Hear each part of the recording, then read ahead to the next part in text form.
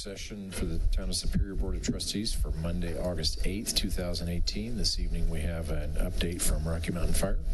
Yeah, thanks, Mayor. We have representatives from Rocky Mountain Fire District to give us a presentation on their upcoming ballot measure that residents of the district will see. I think it's 6A, I believe, on the ballot. And then once they give their presentation, they'll be available for some questions from the board and follow up. So with that. Thanks. I'll kick things off. Good evening, everybody. My name is Emily Powell. I'm General Counsel to Rocky Mountain Fire, and I'll only be before you for a minute, unless you have questions for me later. As the board is aware, it is at its meeting on September 10th. The Board of Trustees asked Rocky Mountain, or rather invited Rocky Mountain, to its work session tonight to present information regarding the district's financial position, and the reasons that the district has placed ballot issue 6A before the voters this November. I do want to extend the regrets of Chief Tombolato. He had a previously planned trip overseas tonight, so he is somewhere in East Asia, I believe. But we do have the district's financial director as well as the board treasurer here this evening to present the financial information that you all requested. I also will be on hand to answer any legal questions that the Board of Trustees may have regarding the ballot issue or the November election. So, do you want to introduce yourself before we get going? Sure. Or I can introduce you. Anyways, I got it. Hi, I'm Pamela Owens. I am the administrator for Rocky Mountain Fire, and I'll be talking about the financial piece of the presentation.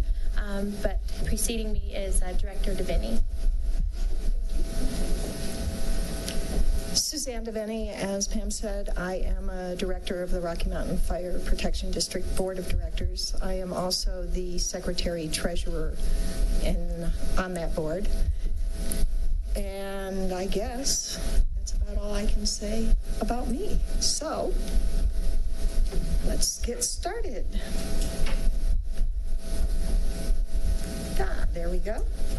So we are Rocky Mountain Fire Protection District. That's our official full name. And we are a special district. We have a board of directors that consists of 5 members elected from the district at large.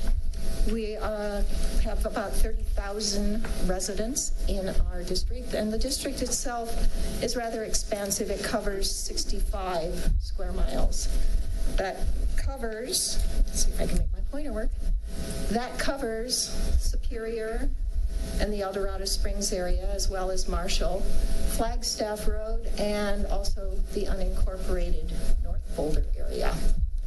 Our district consists of a lot of residential, a small amount of industrial, primarily the Valmont Power Plant, some commercial, a lot of it located right here in Superior, and wildland. In addition, we have contracts with the National Renewable Energy Lab and the U.S. Fish and Wildlife to protect public lands that are actually immediately contiguous to the district itself.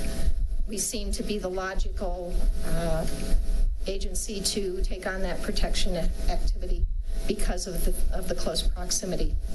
Our district has 4 stations that are, I was told I cannot say manned, that are staffed 24/7.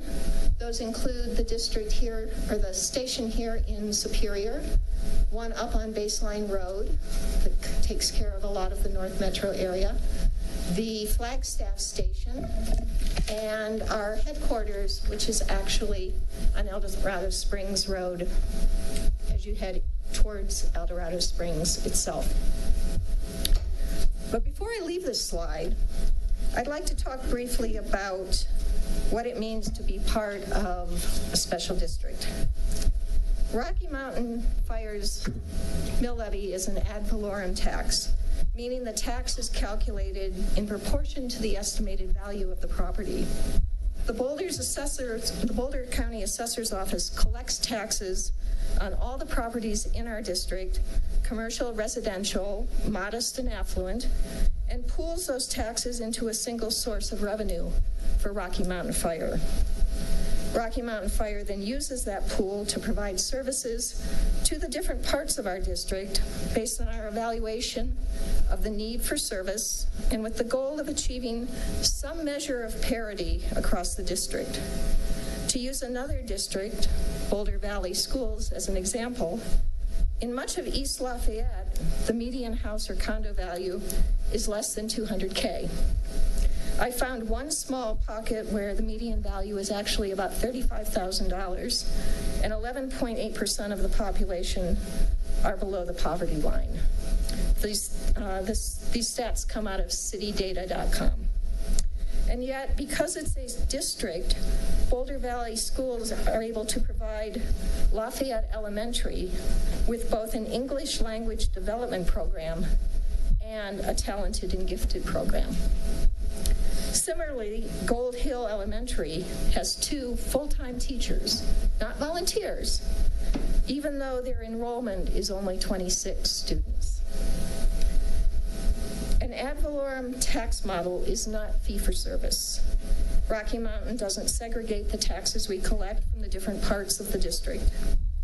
And we don't make decisions about what services to deliver and where based on the amounts collected. The district makes its decisions regarding service based upon what will provide the most efficient and the most cost-effective life-saving services to all of the members of its district.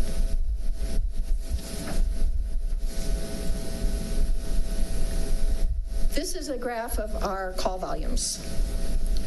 It's hard to see a little bit, but this very top line on each of the years for the last 5 is our fire calls. We do a really good job of teaching fire safety to our children. They know not to play with matches. They know not to play with lighted candles. For the most part, they are attracted to, but we try to keep them away from fireworks. But as our population ages, we may see an increase in fire calls related to seniors. According to FEMA, seniors 65 and older are twice as likely to die in a fire than the general population. And seniors 85 and older are 4 times as likely to die in a fire. I saw this with my own mother as she aged. Her children had to work hard to make sure that there was fire safety in the kitchen, took care of the candles with electric ones, and had to deal with her limited mobility and how would she get out of the house if there in fact was a fire. But the most interesting thing on this chart is the screen line. Ever growing over the years. 2018 is actually only the first 3 quarters of the year. And clearly, that's where our call growth is happening. Our name says fire, but most of our calls are for emergency medical services. Those are the sick and the hurt. Sick calls are chest pains, stomach, faint, can't breathe. Things that are truly emergency type things that we think about. Hurt is accidents, car crashes, bike crashes, pedestrian crashes, although I generally hope that 2 pedestrians crashing would not require emergency medical services. But it's not just people. We've rescued cats from trees and dogs that have fallen through the ice. And if your Great Dane is bitten by a rattlesnake in the open space behind your house, call us. We'll transport them to a vet. Our EMS calls are driven by the numbers of people in the district, those living, working, shopping, dining, and playing here. Superior is the part of the district where population growth is happening, and it will be that case for some years to come. Until August of this year, most EMS calls into Superior were answered by Louisville Fire.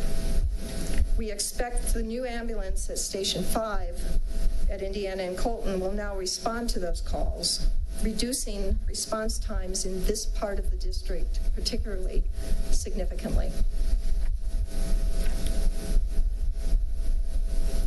Since I'm the treasurer, I get to talk about this part a little bit. This graph is actually taken directly from our 2017 audit report. And what it shows, without any question, is that property taxes are our source of revenue, 85%. We have a few other little slices of the pie, the second largest being charges for services. That is basically the ambulance, the EMS billing. And we get a very, very tiny little sliver from our capital, or from our reserves, because up until very recently, the interest being paid on the instruments that we are allowed to invest in was almost insultingly low. This is our 2018 operating budget. As you can see from this, the preponderance of our revenues go to pay for our people. Rocky Mountain Fire is its people. The engines and the ambulance are just the tools. Our product is service to the community. We don't make widgets. Our people are the heart and soul of Rocky Mountain Fire, and they have a passion for serving our constituents. Our operating budget puts the most money where we put the most value. 78% of our operating dollars go to personnel, salaries, benefits, uniforms, protective bunker gear, and the such. It's very hard to become part of Rocky Mountain Fire. Our turnover is extremely low. We did a significant hiring this year only because we needed the people for the new ambulance. We look for candidates with experience, and they absolutely must fit our culture. Many of our people have been with RMF 5 years, 10 years, and even longer. That's a vast wealth of experience, a huge investment in training, and irreplaceable institutional knowledge. We treat our people well, and they stay for years, for a decade, for more than a decade, and some of them are a career with Rocky Mountain Fire. All around us, customer service has been eroded or eliminated. We pump our own gas, self-checkout at the grocery, use online banking and ATMs, and yes, even take and bake pizza. We no longer expect great service. We've grown accustomed to no service at all. But I hear all the time, we love the fire department. We support the firefighters. That's not the engines and the ambulance. That's not the station. That's the people. I'm going to tell you just a couple of quick stories. A couple of years ago, I did a ride-along on an ambulance call. We arrived at the home. It was an elderly woman and her disabled husband. The woman had been unable to get out her recliner, and she had been sitting for 2 days because they couldn't get to a phone to call help. When 911 was called, our people replied, and I watched the paramedics do what they do in such a professional manner. They were so calm, they were so reassuring. And I remember thinking, that's the kind of service that I would want for my mom. Not until later did I find out how really sick that woman was. My son is a Boy Scout, and we teach them this rule of survival. 3 minutes without air, 3 hours without shelter, 3 days without water, and 3 weeks without food. You do the math on that one. The other story I heard from a woman when I was with the fire department at National Night Out. This story has a good ending, let me say that up front. This woman approached me and she said that she had had a house fire and that Rocky Mountain Fire had come to take care of it. She didn't tell me about the engines. She didn't tell me about the response time. She didn't tell me about how quickly they got the fire out. What she told me about was how the firefighters helped her find her lost cat. The cat had been in the house. The cat had escaped out of the house. The cat was very traumatized. And the firefighters took the time to help look and find her cat. So much has been made in the news about the Gallagher Amendment and its effect on special districts. Gallagher mandates that 29% of the value of commercial property is taxable, and the residential assessment rate, or RAR, is then adjusted to achieve what's known as the 45-55 split. There are great videos out on the web that explain the mechanics of Gallagher. For this discussion, it's enough to know that as residential property values rise statewide and rise faster than commercial values, the legislature must lower the state RAR. Special districts are especially vulnerable to the RAR adjustment because districts depend primarily on property taxes for their revenue. You see it in this graph, 85% for Rocky Mountain Fire. Schools and municipalities like Superior are not as vulnerable. The state is required to backfill school budgets, and in Superior, sales taxes make up the largest portion of the revenue for the town. The Achilles heel of Superior's revenue stream isn't Gallagher, it's a fire at Costco. Gallagher has been a sleeping giant. In 2016, the RAR was 7.96, and it hadn't changed since 2003. And then property values started rising at a rate that was unprecedented. Some reports had property values in Boulder County increasing 30% between 2015 and 2017. And the giant awoke. 2017 was a reassessment year, and the RAR dropped to 7.2%. That was a 10.6% drop. Property taxes for Rocky Mountain Fire residents still went up because the increase in their assessed value outpaced the drop in the RAR. The taxes just didn't go up as much as they might have otherwise. And people protested. And lots of people protested. And they filed lots of tax appeals. It took the assessor's office until August of this year to process the first round of appeals and calculate abatements. When they were done, Rocky Mountain Fire got their preliminary notice of assessed valuation for 2018.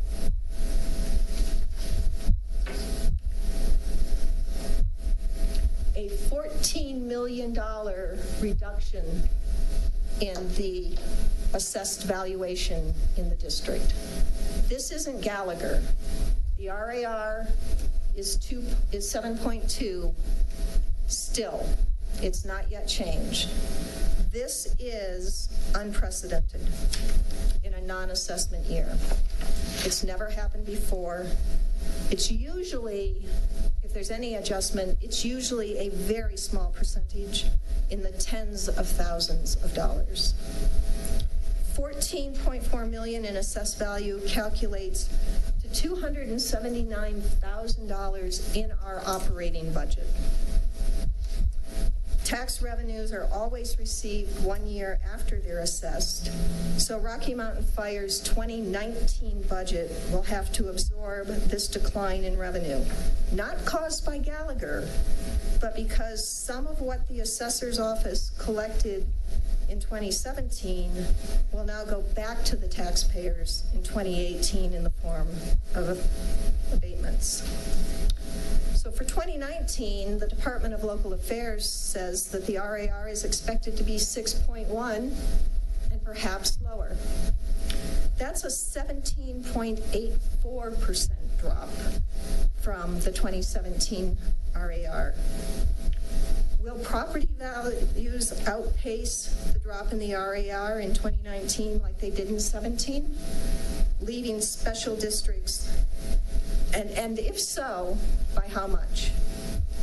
Or will the Boulder County assessor increase property values less than 17.84, leaving special districts like RMF with less revenue than they had in 2018? Remember, it's all about what happens with that RAR. Housing prices for 2018 have continued to rise, but there's indications that things are slowing down.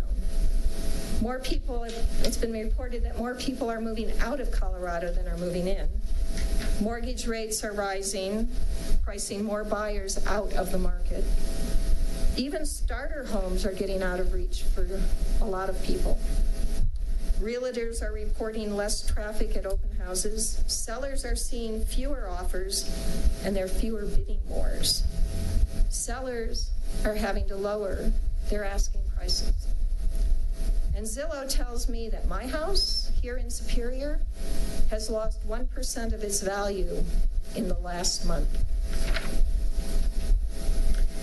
I'm the oldest of 6 children. My dad died when I was 14. My youngest brother was 4. My mother never went back to work, and she never remarried. We lived on a fixed income made up of Social Security and VA benefits. My early financial education was around the dinner table, and one of my mother's favorite topics was living within our means. I didn't appreciate it then. I rolled my eyes and thought, Mom's on her soapbox again. We knew the wolf wasn't at the door, but our savings, the reserves, the money that my father had left, that was there to help our family weather the storms of the unexpected and the uncontrollable. I can still hear Mom say, save for a rainy day, and you won't panic if the roof starts leaking. I'll leave you with that thought and hand off the presentation to Pam Owens, Rocky Mountain Fire's financial administrator and foremost spreadsheet pundit. Good evening. So the next couple slides, we'll talk about our forecast.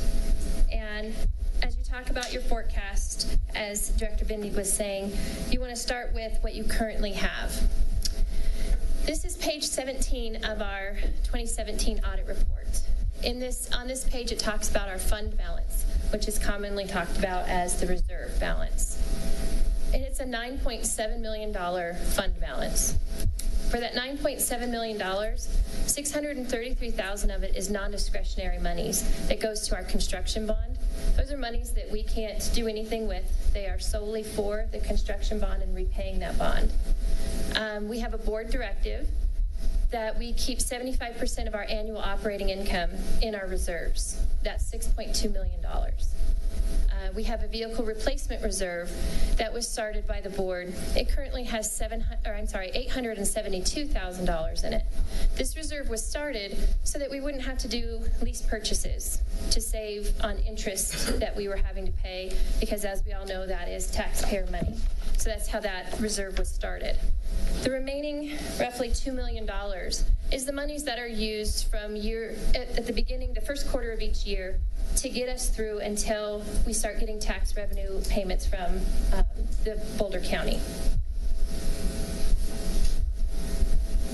And as you do your forecasting, we all know we work off assumptions. So our assumptions are started with working with Boulder County's Assessor's Office abstract reports and moving forward from there. Here you'll see that our expenses, we figured, on the next graph you'll see, our expenses are figured on a 10-year average, which is about 8%. There are 3 lines, a purple, a green, and a red line. The purple line will represent the RER at 7.96. Now we all know that the RER is not at that, and it would not go back to that. But when we went for a mill increase in 2012, that's where it was, and that's how we did our forecasting. So I wanted you to see where that line goes and where we were thinking we would be when we have to go back to our constituents for more funding. The green line holds the RAR at 7.2%. And then the red line is taking it from 7.2 to 6.1. We didn't decrease the RAR from 6.11 in this forecasting because honestly, we don't know what the state's going to do. Nobody knows what the state's going to do. So being conservative on this forecast, it'll stay at 6.11 for the duration. When we're talking about the assessment of properties, we did some research, and it looked like in 2020, from the articles that were read, they varied in percentages of what increases will be for residential properties. I took those amounts and we averaged it out to a 5.3% in 2020. That's for residential properties. Non-residential properties, we kept at 2% because that seemed to be about the percentage that the non-residential properties went up every year. 2021, moving forward, it seems from those same articles that were read that we're going to plateau out a little bit for residential properties in this area. Seeing that, we still decided that we would do a 2% increase on assessment years and a 1% increase on non-assessment years, because as we've seen in our area, we've always had some kind of an increase. And we did keep that that non-residential assessment at the 2%. So here's our graph. And the black line represents expenses. So moving forward, you see the purple is the 7.96. That is what we had forecasted back in 2012 when we originally went for the mill increase. When you take this line, which is our annual income, and you add that with our fund balance, our reserve, we were showing that we would need to go back for more funding around the year 2025.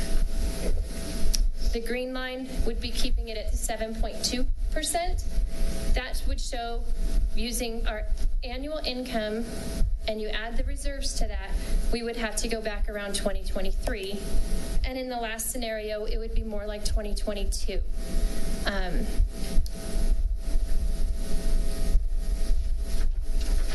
And these are some of the effects that the RAR would have on the district. And I believe Director Davini is going to speak to that.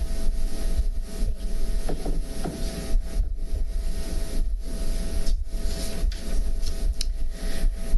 I really didn't want to be the one to talk about this slide. Mostly because I don't believe that our constituents want to see service reductions. It's a nice word. It's not, it really is cuts. But approving the annual budget and those modifications that are in it is the responsibility of the board of directors. And tonight, I'm the director that you get. So the bottom line on all of this is that if the RAR drops to 611 in 2019, then in 2020, the district will need to budget for a revenue adjustment of approximately $950,000 if the property values remain flat. Property values probably won't remain flat. But a drop in the RAR is 17.84%, and it's probably not realistic to expect that property values in the Rocky Mountain Fire Protection District are going to rise rapidly enough to outpace that drop. And it certainly wouldn't be conservative budgeting to expect them to. That's why we put 6A on the ballot and why we did it this year. People have been very vocal about how they interpret 6A. Our intent in drafting the ballot was to ensure that Rocky Mountain's future tax revenue would be calculated as if the RAR was fixed permanently at 7.2, the rate that it will be on November 6th. I wish it could have been written just that plainly. Not greedy, but a way to stabilize our tax base before Gallagher had a chance to erode it any further. And time was of the essence. If we waited until next year to get voter approval, the as-if tax revenue calculation would have been based on an RAR of 6.11, or whatever it ended up being. So why ask to float a mill levy? It certainly wasn't to create all this acrimony. We asked because the mill levy is the only part of the property tax calculation that Rocky Mountain Fire can change if the voters approve it. The actual valuation of property is determined by the Boulder County Assessor's Office, and that changes every odd year. And the RAR is dictated by Gallagher and is then delivered from on high by the state legislature, and it too could be anything. The only way to get to that as-if revenue number is to float the only remaining variable in the calculation, and that's the mill levy. I learned a lot about ballot language this summer. Do you know that every ballot initiative is one giant run-on sentence with a whole bunch of semicolons and a question mark at the end, so when you get to the end, you can take a deep breath and say yes or no? And that they all start with the word shall, because in legalese, that means must, and not could, should, or would. And when you're trying to do something that's not been done before, like de-Gallagherizing, you are in uncharted territory. There are no templates. There are no examples. Another one of the momisms that I learned around that dinner table growing up was you can either increase the income or you can decrease the outgo, which was her way of saying if I wanted clothes or music or movies, I had to get a job. An early introduction to financial reality in the real world. So before talking about decreases, I would like to talk about increasing the income.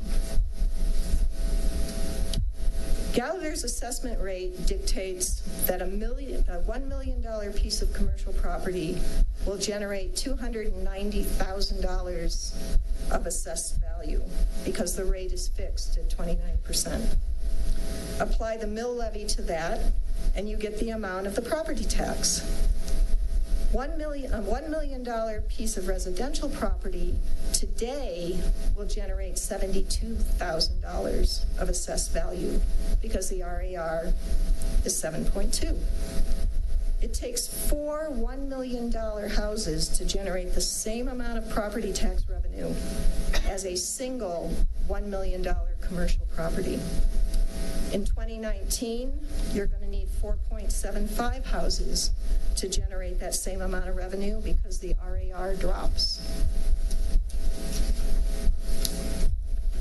Rocky Mountain Fire has a lack of commercial property problem. More than 90% of the value of the properties in this district are residential properties. The most significant new commercial property development is happening right here in Superior, the sports stable and the urgent care building. And both of those properties are not in the Rocky Mountain Fire Protection District. They are built on land that is in the Louisville Fire Protection District. We at the district can't say as to why that is, how it happened, and who drew the boundaries. We just know that those commercial properties generate no tax revenue for the Rocky Mountain Fire Protection District. Another way that we've looked at to increase the income is to, once again, return to the policy of collecting copays and deductibles. In August 1st of this year, we added the ambulance here to Superior, and we also announced that we would no longer seek to collect those copays and deductibles from Rocky Mountain Fire residents. It's not a lot of money. If you'll recall from the revenue graph, our pay for service was less than 9% of our revenue. But every little bit can help. Suzanne, can I ask you a question? We're going to transition to advisory committee interviews in 8 minutes. Okay. And I thought we were going to have some dialogue here and some questions about the current situation. And I'm sorry, I thought the agenda said at 6:50. Yeah, I think we don't have to break down the room, so we can go a little later with this topic. But still, I was about to raise the same point, is that we've got a limited amount of time, so just want to make sure we have plenty of time for dialogue, questions, and so on. So, well, then I will move quickly through the reductions. So the third ambulance was specifically to increase our depth of service. We currently have 2. A third one would allow us to be able to answer 3 overlapping medical calls. It would also allow us to send 2 ambulances to a multi-injury call and still have a third one available for another medical call. Public ed, training, and employee wellness. Public ed is really a reduce overtime cut. Most of our public ed is done by our off-shift people coming in on their days off, and the Department of Labor says that we have to pay them overtime and we can't ask them to volunteer. Training is something that we want to continue to do. People like to know that their employers value them and will invest in them, and we very much would have liked to have been able to continue that. And employee wellness programs, we have those currently in place because first responders have much higher incidence of cancer, PTSD, and heart attacks than the general population. Because they get exposed to bad stuff burning, they end up facing graphic EMS situations, and they have periods of time where they have great exertion fueled by adrenaline. Apparatus replacement, similar to your car. We budget to be able to do planned maintenance, and we have money budgeted for necessary repairs. Like your car, if you don't keep it running properly, don't do the repairs, it may leave you stranded by the side of the road. And if you're in an ambulance when that happens, it's not a good thing. And finally, deferred maintenance, facility maintenance. Rocky Mountain Fire believes that our fire stations are an asset to the community. Deferring maintenance means that paint jobs won't get done on quite as frequent a basis. Turf may not get watered as frequently, and dead plants, bushes, and trees might not be replaced. Parking lots develop potholes that are expensive to replace. And our community room amenities might not be as nice if we have to cut the money to make repairs to things that get broken. And then finally, a possible mill levy increase sooner rather than later. I don't want this. Nobody wants this. Asking for this would be a 9.0 on the community's Richter scale. It is, for lack of a better word, the nuclear option for increasing the income. Our finance administrator presented our projections. If 6A fails, we may be coming back to the voters as soon as 2022. And there's nothing good about that. And now I'll leave it to Pam to do a quick wrap-up. So lastly, we leave you with this list. This represents at least 38 other districts that are also have a de-Gallagherization, I have a hard time saying that word, on the ballot in November. This represents 36 out of Colorado's 64 counties. So, and I'll leave you with that. Do you have any questions for us? I'll just make a note. I just make a note for the board's or for the Board of Trustees information on this previous slide. Our firm has, we represent multiple fire protection districts and many that are seeking degalagerizing this November. So we have been seeking to find out how many degalagerizing ballot issues are on the ballot this November.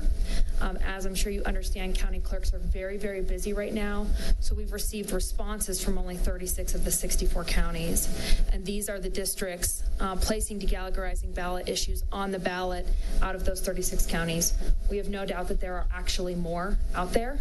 We just don't know because we've not been able to hear back from the clerks yet. Thank you for the presentation. Who'd like to start? I have a couple questions and comments, and I'll try and be really quick. First, you started out the presentation with the call growth, but you didn't break it down by community. Is it possible to get that by community, the area that you service, where that call growth is happening? I think we can pull that together. Okay. I'm sorry. I think we can pull that together. It's our reporting system that limits us, but I know that our IT professional has been working on breaking that out. So I'm happy to get those numbers and get those to you. Okay. Would you like me to send those to Matt and then he can distribute them? Yep, please. I might add that I expressly asked Chief Tom Bellato for that information for tonight's meeting. I think it was the only specific request made for tonight, so I too was surprised not to see it. Okay. We will get that information. Okay. I didn't see the specific list of requests that. No, I articulated it. Oh, I voiced it to him in the meeting. Okay. I'm happy to pull that together and get that to you as soon as possible. Second comment and question, kind of a combination. Suzanne, you'd mentioned that there's some indicators showing that home value increases are slowing down, and you made an example of your own home that in the last month, in a 1 month period, that your value went down by 1%. And I'm not sure how you can possibly come to any conclusion that home values are decreasing, and that's something that we should be aware of based on 1 month. Superior, if you recall, Superior is one of the only communities in all of Boulder County that has either had flat home value or has gone up since 2008. Since the economic crisis, this is the only community that's held its home values and increased.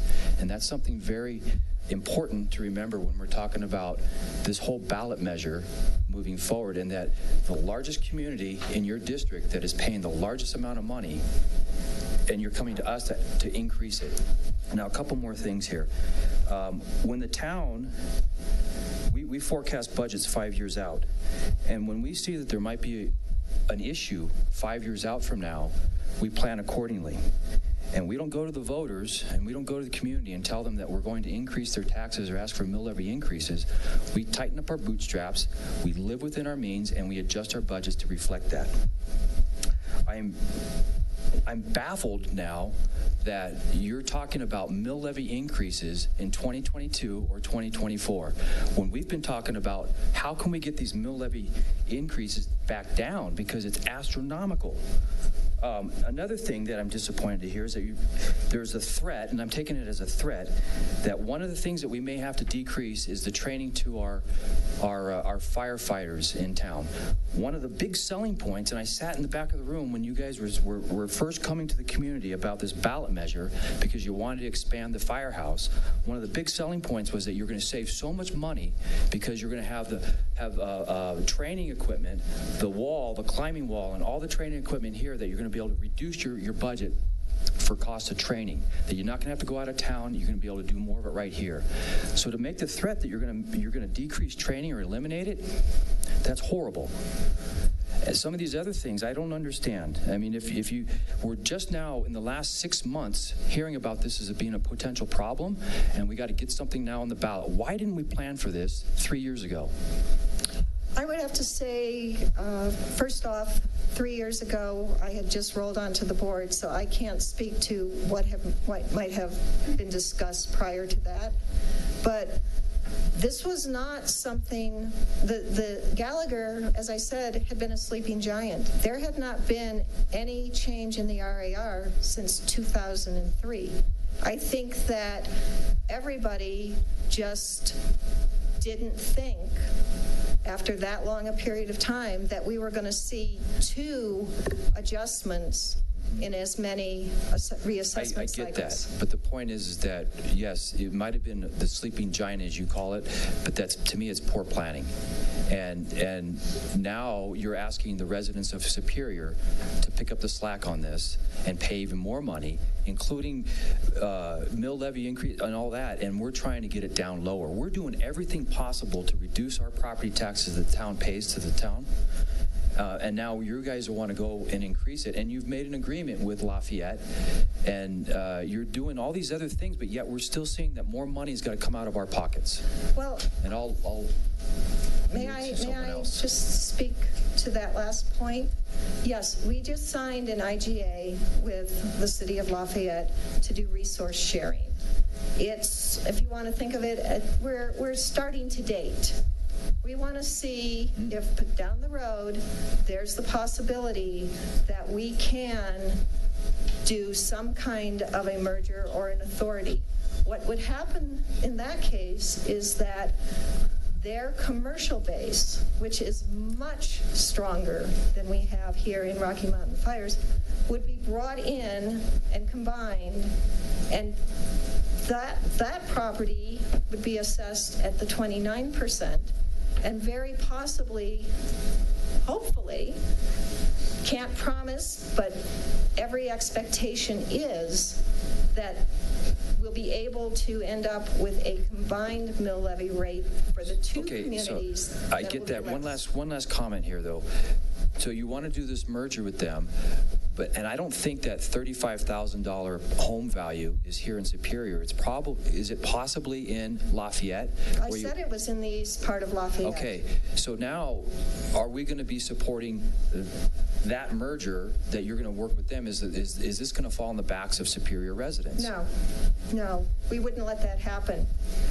Okay. Lafayette's commercial tax base is much stronger, and we would only consider any kind of an activity. I think this is important, and I apologize for the person that's here for this interview, but I think this is important. I'd like to go at least another 5 minutes to get some other questions from some of the other trustees. Okay, I've got Sandy. Emily, you had something you wanted to say, or were you just... I just wanted to comment on the idea that fire districts could pre-plan for what happened to Gallagher in 2017. There is a reason that there's 38 and counting special districts seeking to de-Gallagherize this year, and that's because it was literally impossible to see that coming in 2017 until the Colorado State Treasurer provided the preliminary analysis saying that the RAR would be probably dropping from 7.96 to something lower. At that time, there was a statewide push to the legislature to do something about it in 2018. The legislature declined to do that. And so now what you're seeing is in the fall of 2019, special districts all throughout the state of Colorado are attempting to do the very planning that you're referencing by seeking these de-Gallagherizing so they are not caught flat-footed again with a 10 or 15 or greater % decrease in their mill levy. This is not something, because it's not just the rise in residential, it's the comparison between how the rise in residential is offset by the rise in commercial. It has a lot to do with the way oil and gas evaluation is conducted. It's not something that special districts can plan for in the way that you would predict other types of expense increases like health insurance, for example. Okay, I've got Sandy and then Kevin. Emily, I couldn't disagree with you more. Gallagher has been in place since 1982. The formula is set. So whoever's in charge of understanding Gallagher, and since it's such a critical component of special districts, I would presume their legal counsel, their financial counsel is in charge of that. The fact of the matter is this is a grave misapplication of Gallagher.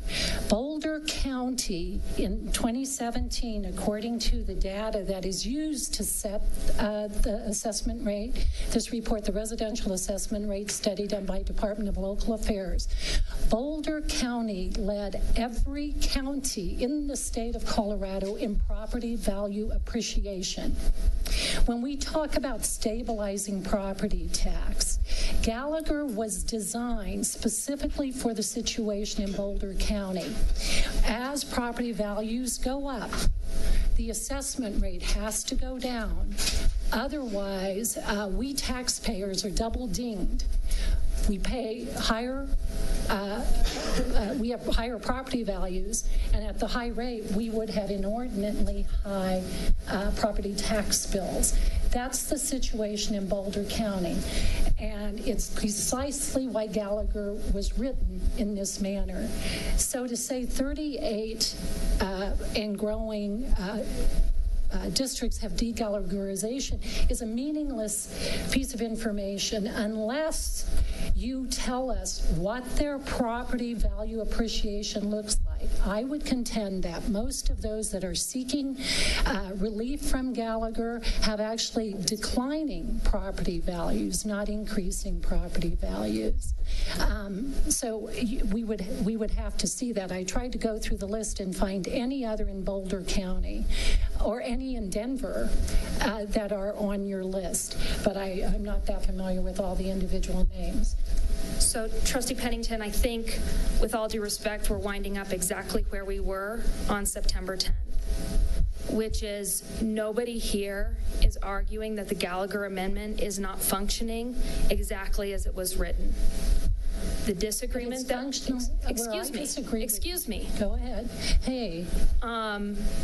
Nobody here is arguing that as assessed values are increasing statewide, the RAR is being reduced statewide. We agree with that, and you agree with that. Where we disagree is that the Rocky Mountain Fire Board of Directors has determined that it has made certain financial projections regarding the services it can provide based upon a known RAR, and that when that known RAR changes, that requires them to adjust the level of service they can provide, and the board feels that that is a negative impact to the community.